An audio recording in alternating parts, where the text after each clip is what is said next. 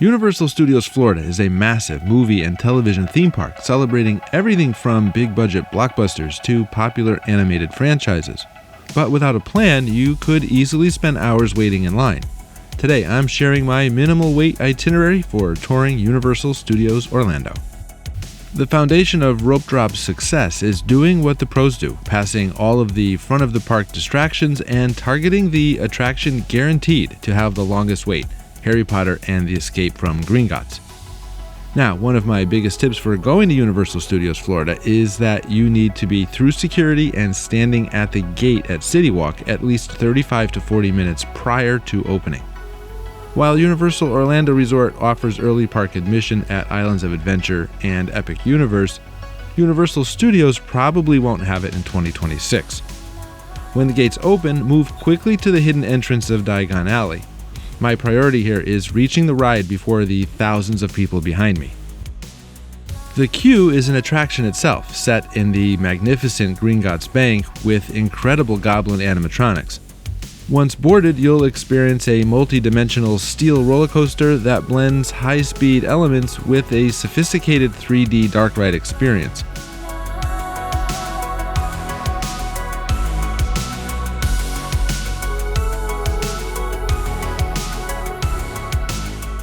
Escape from Gringotts has a height requirement of 42 inches.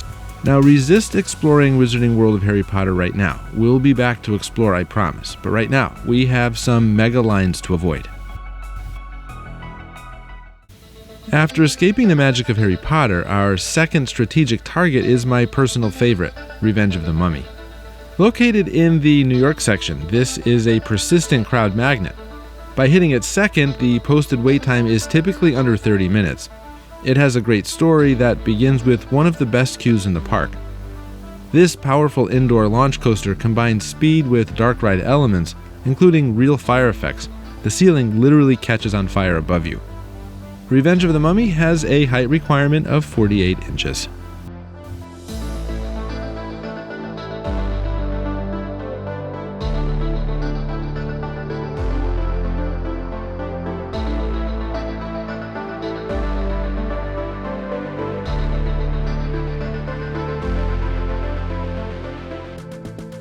With those heavy hitters secured, it's a short walk over to Production Central to intercept a Decepticon threat at Transformers The Ride 3D.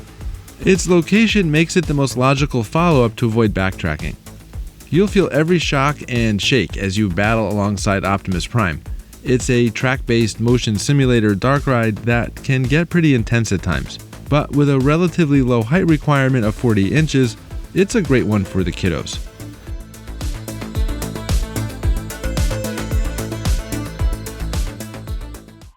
And speaking of attractions that kids will love, our fourth and fifth stops of the day are both hilarious and family-friendly. Start with VillainCon Minion Blast. It's an interactive shooting attraction on a moving walkway that usually has a wait time of 10 minutes or less. At the end, you can see who scored the most points.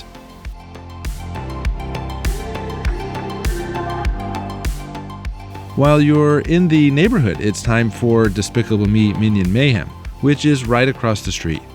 This is the first ride people will see when they enter Universal Studios Florida, which is why we waited until now. The initial morning rush has finally been absorbed. If you don't like motion simulators, this ride does offer stationary seating. By now, it's late morning and wait times are building. We're headed to Springfield, USA for the Simpsons ride. This is a large-scale, highly aggressive, and I'm putting that mildly, motion simulator.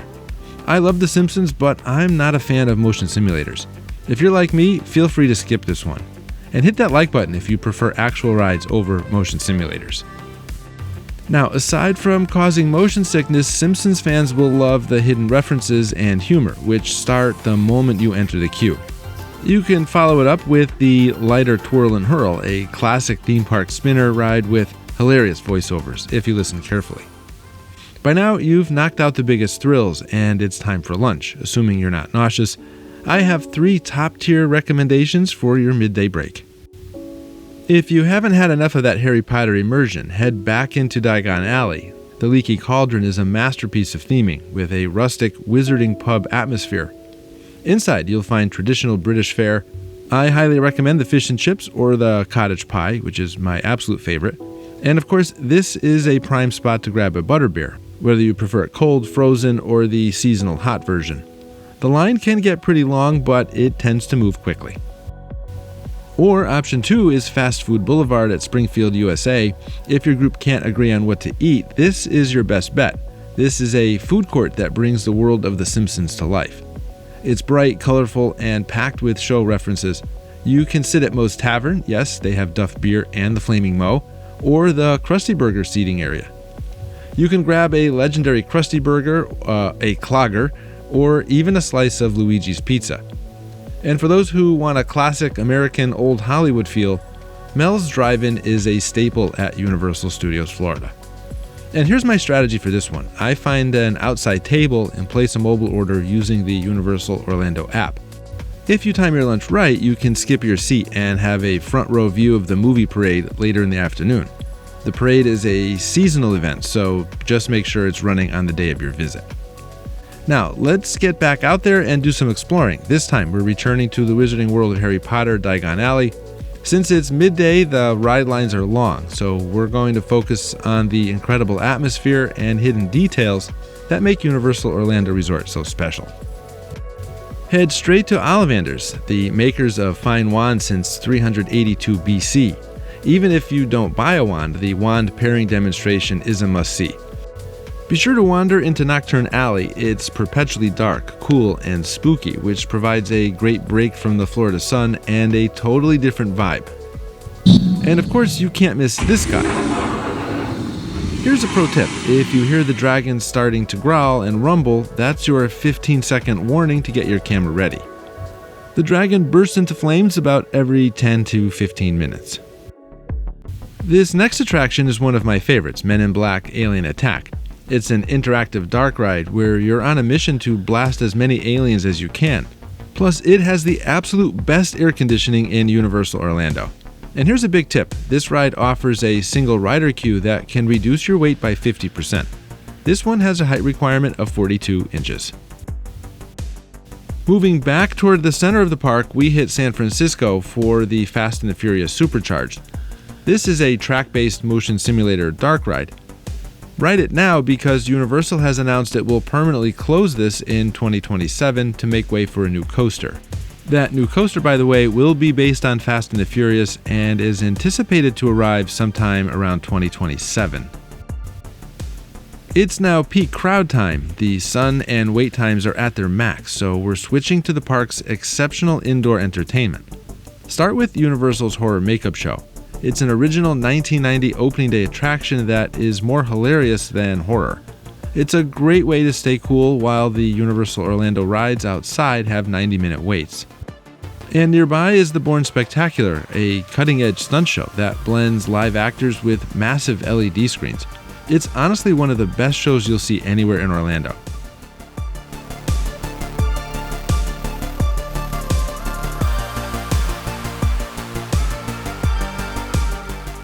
Check showtimes on the Universal app so you can plan on doing both of these shows back to back.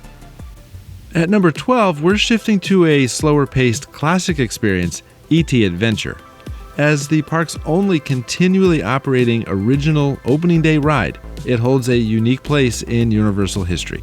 The queue is themed as a beautiful dense forest. It's one of my favorite queues at Universal. Riders board bicycle vehicles that fly over the city and through the forest in a mission to help E.T. return to his green planet.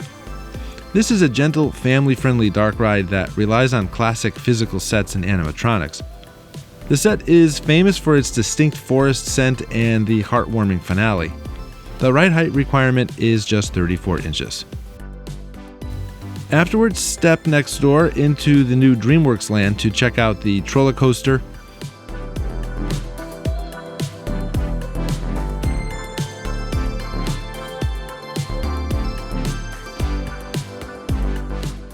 If you don't have kids, the theming alone is worth a walkthrough. To round out our afternoon, catch Animal Actors on location for some unpredictable fun with our furry stars.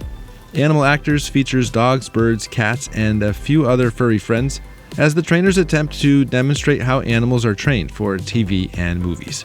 But be prepared, it seldom goes as planned. Next, we'll cross the park to The Tonight Show starring Jimmy Fallon. The wait is never too long for this one, and the queue is indoors. It's a motion simulator theater that blends big thrills with laughs. The queue looks just like the real NBC theater in New York. If you have a park-to-park ticket and are a die-hard Harry Potter fan, now is the time to head to King's Cross Station. The train ride to Islands of Adventure Park is a unique attraction in itself. However, if you want to stay for the finale here, skip the train and head to the lagoon for our next must-see. The perfect conclusion to your day is Cinesational, a symphonic spectacular. This nightly lagoon show uses 4K projections, drones, and fireworks to celebrate Universal's cinematic history. Note, if you are visiting from August through October, keep in mind that Universal Studios Florida closes in late afternoon for Halloween Horror Nights. Cinesational generally will not run on Horror Nights or in February through April when the park runs a fantastic Mardi Gras parade instead. I have a full touring plan for Universal's Epic Universe and Islands of Adventure, including a vital tip regarding early park admission. It's coming up right now, and I'll see you over there.